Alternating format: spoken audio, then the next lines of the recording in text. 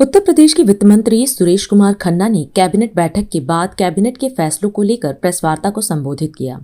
उन्होंने बताया कि आज कैबिनेट के सामने कुल 31 प्रस्ताव प्रस्तुत किए गए थे, जिनमें से प्रस्ताव संख्या 3 को होल्ड कर दिया गया, जबकि 30 प्रस्तावों को मंत्रिपरिषद की मंजूरी मिल गई है। इस दौरान मंत्री रविंद्र जायसवाल ने प्रस्ताव संख्या 1 और 2 पर अपनी बात रखी। वहीं परिवहन मंत्री दयाशंकर सिंह ने परिवहन क्षेत्र में लाई गई नई नीति के बारे में जानकारी दी। वित्त मंत्री सुरेश कुमार खन्ना ने बताया कि विधान परिषद से जुड़े प्रस्तावों पर भी मंत्रिपरिषद ने सहमति दे दी है। इसके अलावा कैबिनेट के अन्य महत्वपूर्ण प्रस्तावों की भी जानकारी साझा की गई। आज की प्रेस वार्ता में आप सब लोगों का हम स्वागत और अभिनंदन करते हैं। आज के कैबिनेट ने 31 प्रस्ताव प्रस्तुत हुए, जिसमें से प्रस्ताव संख्या 3 होल्ड किया गया है। 30 प्रस्तावों पर माननीय मंत्रिपरिषद की सहमति प्राप्त हुई है। सबसे पहले मैं आग्रह करूंगा अपने साथी श्री रविंद्र जायसवाल जी से कि वो 1 और 2 पर अपनी बात रखें। अभी तक उत्तर प्रदेश के अंदर जब भी कोई आप रजिस्ट्री कराते हैं तो रजिस्ट्रार केवल भी देखता था कि क्रेता विक्रेता 2 चीजें खरीद बिक्री कर रहे हैं, उसका स्टाम्प मिलना चाहिए। स्टाम्प विभाग को मलकाना चेक करने का व्यवस्था नहीं था कि बेचने वाला व्यक्ति अधिकृत मालिक है कि मालिक नहीं है। अब आज के बाद से हो जाएगा कि जब कोई प्रॉपर्टी बेचने आएगा तो उनकी खतौनी में या अन्य दस्तावेज में, जो पीला कार्ड हुआ शहर में, उसमें उसका नाम है कि नहीं बेचने वाले का। अगर बेचने वाले का नाम नहीं है तो वह रजिस्ट्रार उसको रोकेगा। अब तक व्यवस्था ऐसा नहीं था। कोई भी आदमी किसी मान ए नाम का व्यक्ति बी व्यक्ति एक ही प्रॉपर्टी बेचता है तो हम केवल देखते हैं कि बेचने वाले का आधार कार्ड क्या कहता है, व्यक्ति है कि नहीं, लेकिन संपत्ति के डीप में जाकर के इसके मालिक कौन है यह नहीं देखते थे। अब जो आज कैबिनेट ने पास किया है कि हम रिकॉर्ड चेक करेंगे कि बेचने वाला व्यक्ति वही है कि नहीं, उसको अधिकार है कि नहीं, खतौनी में नाम दर्ज करके मालिक है कि नहीं मालिक है। माननीय दयाशंकर जी जो हमारे माननीय परिवहन मंत्री हैं, वो अपने विषय के ऊपर अपनी बात रखेंगे। आज जो है माननीय मुख्यमंत्री ग्राम परिवहन योजना 2026 आज जो है कैबिनेट से स्वीकृत हुआ है।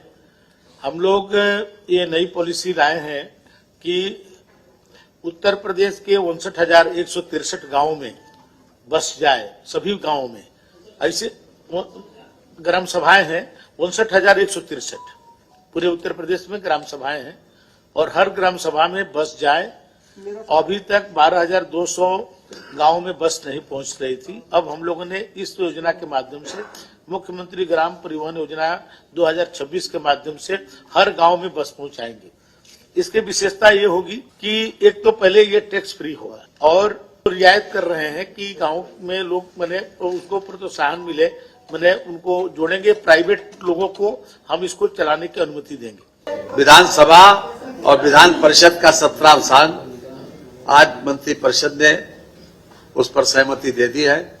जो निर्धारित कार्यक्रम था उसको पूर्ण किया गया और 10-10 दिन का उपवेशन दोनों विधानसभा में विधान परिषद में सकुशल संपन्न हुआ और समय से ज्यादा विधानसभा चली। इसलिए आज मंत्रिपरिषद ने उसको 17वां अवसान पर अपनी मोहर लगा दी। दूसरा है उत्तर प्रदेश में उच्चतर न्यायिक सेवा नियमावली 1975 में संशोधन किया गया है। इसमें खास तौर से उत्तर प्रदेश उच्चतर न्यायिक सेवा में पदोन्नति हेतु श्रेष्ठता सह ज्येष्ठता के आधार पर उपयुक्तता परीक्षा उत्तीर्ण करने पर सिविल जज सीनियर डिवीजन में से अभी तक जो कोटा उसका 65% था उसको घटा के 50% कर दिया गया। ये सुप्रीम कोर्ट के आदेश से किया गया है और इसमें 5 साल की सेवा के बाद ही एक परीक्षा होगी। उस परीक्षा में 50% तक जो है वो लोग चयनित हो सकते हैं। साथ ही साथ उत्तर प्रदेश उच्चतर न्यायिक सेवा में पदोन्नति हेतु सिविल जज सीनियर डिवीजन सीमित विभागीय प्रतियोगिता परीक्षा के माध्यम से श्रेष्ठता के आधार पर उस वर्ग में न्यूनतम 3 वर्ष की निरंतर सेवा रखने वाले, अर्थात जो सीनियर डिवीजन का जो 3 साल तक सिविल जज के रूप में काम करे 3 साल तक, और 7 साल तक जो है वो उनका टोटल पीरियड हो, वो लोग इसमें अपीयर हो सकते हैं और इनका कोटा बढ़ा के 10% से 25% कर दिया गया। प्रधानमंत्री आवास योजना शहरी के अंतर्गत भागीदारी में किफायती आवास एएचपी और किफायती किराया आवास घटकों के क्रियान्वयन दिशा निर्देश जारी किए गए हैं।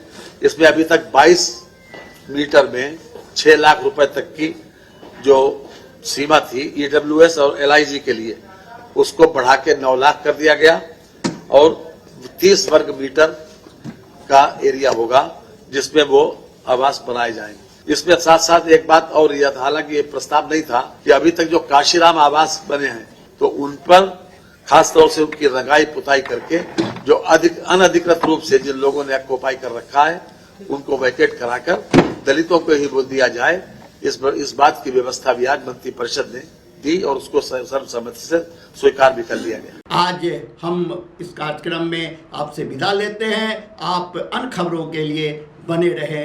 राष्ट्र सर्वप्रथम, वंदे मातरम, जाग उठा है भारत।